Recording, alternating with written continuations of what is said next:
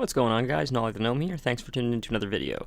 This video has taken me a long time to do. I've kept trying to formulate how I wanted to make this video because everything can still change once Battle for Azeroth comes out. So I didn't want to actually try every talent, tell you which talents are the best or which seem the most viable, because it's still subject to change. So I figured I would just look at more of the meta approach of the overall character and the design intentions they have for the Affliction Warlock. So what we're going to talk about in this video, rather than the specific individual talents and which ones are better than the others, we're talking more about the philosophy of Affliction and the play style of how they hope Affliction to be played, how it played in the past, what their goals are for the future based on the talents we currently see. So this is going to be more of a ranty kind of video in the sense that you don't have to follow along through the video. You can play WoW, you can watch the video, it will be clips overlaying this, but if you don't want to and you want to just do something and just listen, you'll still get most of the information just through listening. So let's just get into the video. So the philosophy of the Affliction Warlock, I would say, is fundamentally since the beginning has always been multi-dotting over single target. There are other specs for Warlocks that are heavier at single target, but I think where the Affliction Warlock comes in always, it's always excelled, and I honestly believe the design philosophy since the start has always been for very heavy, sustainable cleave damage. So that's marking 2 or 3 targets and keeping those dots up the entire time. By doing so, you're not killing anything rapidly, you're not doing insane amounts of burst, but you're keeping a consistent amount of DPS throughout the entire duration of the fight, whether the fight goes for 3 minutes, for 10 minutes, for 20 years. Like, assuming you don't run out of mana, you're 100% consistent. And that is incredibly useful, especially when dealing with stuff like ads. When you're doing things like with ad fights, and you have Seed of Corruption, for example, the beauty of the Warlock, and specifically the Affliction Warlock, is you have more consistency, that you're almost downing almost every ad at the exact same time. Especially now with this new, and this is what sucks in my opinion about the artifact weapon, we're losing it, is when everything explodes, when you have large groups of ads packed together like an Emerald Nightmare or the beginning of the Arcway, and you're just spamming your Seed of Corruption, just throwing out as many as you can. They just keep chain exploding, and the chain of explosions allows all the ads to die primarily within like seconds of one another, and it makes it a lot easier if you're trying to group the pools that drop under your feet after the ad dies. So we are going to miss that, but that's still where I believe the Affliction Warlock primarily will play in. I know it's maybe not what everybody wants to hear. I mean, if you're dying to play single target, obviously Affliction will be viable.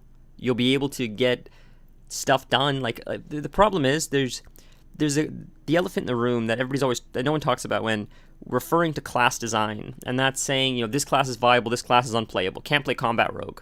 Well, that's not true. You can play combat rogue. You can play combat rogue quite well. Maybe you can't play combat rogue as well as the method players if you're playing in the top 5% or 1% of World of Warcraft. But assuming you're not in the top 5% trying to reach the world first, you'll be able to accomplish anything anyone else is accomplishing, playing whatever spec you want. And people don't acknowledge that enough. And they say, no, it's not true. You're only saying that because you're playing Affliction. I've played almost every spec at some point. I've played the ones that have really been shit on. And at the beginning of Legion, Affliction was in a poor state. It was wonky as hell. We had Soul Conduit, I believe was the name of that talent, where you would dot up the boss, then you would dot up a mirror image of the boss, which was a little conduit to your right, and it was a nightmare. The whole design of Affliction at the beginning of Legion was a nightmare in my opinion, but they've sort of wrapped it up, and they made it tighter by the end of it, and we're very AoE and sustain heavy. And I think people are comfortable with that. It seems right. It seems to fit the class fantasy. It seems to really mesh with our moves. And I think people like that.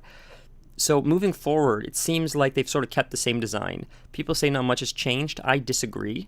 I think the difference in Legion, it seemed Soul Shard regeneration was a lot more RNG. And it seems moving forward, they're allowing you to talent into ways where you can sort of create a rotation that allows you to have a consistent amount of soul shards based on the amount of, I believe, shadow bolts you throw out. And it's better because I believe when we had Soul Conduit, now I believe it was Soul Effigy was the mirror image talent I was talking about. Soul Conduit's the other one that gives you RNG soul shards. So when you use Soul Conduit and you get the RNG Soul Shards, it's not always consistent. Sometimes you'll be flooded with Soul Shards, and you can't use enough of them because you just have too many. And sometimes you'll be lacking, and that is a little inconsistent for a class that's supposed to be consistent AoE damage. So moving forward, it seems like that was the one thing that I felt they really needed to polish about the Affliction Warlock, is if we're supposed to be a consistent spread damage class, we need to have the ability to remain consistent in our Soul Shards and our mana, and I believe they fixed that. Looking at some of these talents, which we'll go over now, you'll see what I mean. So let's get into that. Now looking at your level 15 talents, you have Nightfall, Drain Soul, and Haunt. Nightfall allows your corruption damage to have a chance to cause your next Shadow Bolt to be an instant cast and deal 25% increased damage. Drain Soul drains the target soul, causing 75% of your spell power's shadow damage over 5 seconds. The damage is increased by 100% against enemies below 20% health. So this one, like currently in Legion, is primarily perfect for single target. This would really nuke them in your execute phase. Then there's Haunt, which we've had for a while, which a ghostly soul haunts a target, dealing 55% of spell power, shadow damage, and increasing your damage dealt to the target by 10% for 15 seconds. So I believe Haunt's always done that. You would just load it on the target, and then you would have your dots on the target, and it would increase, it would ramp up the damage of your dots. Your level 30 talents are Wrath and Agony, which Agony's damage now may ramp up 15 stacks, which is 5 more than 10. Corruption is now permanent and deals 15% increased damage. Nothing's changed there. And the third talent for our level 30 talent tree is Siphon Life, which was our last talent in Legion. So they've moved that up to the 30th talent tree now. Siphon Life siphons a target's life essence, dealing 60% of spell power, shadow damage over 15 seconds, and healing you for 30% of the damage done. Like, nothing here really jumps out at me. Of these 6 talents in the first 2 rows, nothing seems too amazing. So then we'll go to the survivability mitigation slot, which is level 45. The first one's Demon Skin, nothing's changed. Burning Rush, nothing's changed. Dark Pact, nothing's changed. We'll go down to the 60. This is our AoE. There's Sow the Seeds. Seed of Corruption embeds a demon to allow you to attack one more enemy with Sow the Seeds. So when you do your Sow the Seeds, which you already have, you have it as a talent, your Seed of Corruption, your Sow of the Seeds allows you to target one more, which I believe hasn't changed since Legion, so there's nothing special there. Phantom Singularity, which I don't believe many people are going to choose because the third talent, I think, is better, places a Phantom Singularity above the target, which consumes the life of all enemies within 15 yards, dealing 144% spell power and damage over 16 seconds, healing you for 25% of the damage done. So this is good for AoE damage/healing, but I still think either Sow of the Seeds will be better or Vile Taint. Now this is Vile Taint. Erupts a vile pool at the target location, dealing 70% of spell power, shadow damage over 10 seconds to all enemies within 10 yards, and reducing their movement speed by 30%. Now this is an AoE slow / dot, and this, it seems really neat because I feel this is going to be really big in Mythic Plus and just even soloing. Like, this, in my opinion, has the viability to replace Sow the Seeds. So I'm really excited to see how this talent works moving forward. Looking at our level 75 talents, we have Dark Fury, Mortal Coil, Demonic Circle. I've tried all these on the beta. Once again, nothing's changed. Now, in the level 90 talents, this is where things start getting interesting, because this is where we've now replaced 2 talents that we had in Legion. We've replaced, let's see how good my memory is, Grimoire of Supremacy and Grimoire of Summoning, I think it's called. I think that's what it was called. We have Grimoire of Sacrifice still, which allows you to sacrifice your demon pet for power, gaining its command, demon ability, and causing your spells to sometimes also deal 35% additional shadow damage. If you choose to one of the new talents, you have Shadow's Embrace. Shadow Bolt applies Shadow's Embrace, increasing your damage dealt to the target by 3% for 10 seconds. This stacks up to 3 times. So what this means is you would essentially, I believe, I don't know if the order matters, but I guess you could do 3 Shadow Bolts, load them up with your dots, and then Drain Soul, and that would do probably the most amount of damage, because it says here, even under Shadow's Embrace, under the talent, when you scroll over it, Drain Soul applies Shadow's Embrace, increasing your damage dealt to the target by 3% for 10 seconds. Stacks up to 3 times. So I believe if you have 2 stacks of Shadow's Embrace and you Drain Soul, that'll chip on a 3rd stack. So you really only need to cast, if you have the Shadow Embrace talent, you could load up your dots, cast Shadow Bolt twice, hit him with the Drained Soul, and your Drained Soul would add the third stack, thus giving you the 30% bonus to all your dots, plus the Drained Soul bonus. Now, it's playing a little too much like the older Legion version of Affliction, where you're too focused on draining, constantly siphoning, and I want to focus more on multi-dotting and spreading my dots evenly and consistently. So now we look at Death Bolt, the last option on the level 90 tier talent. And Death Bolt launches a bolt of death to the target, dealing 30% of the total remaining damage of your damage over time effects on the target.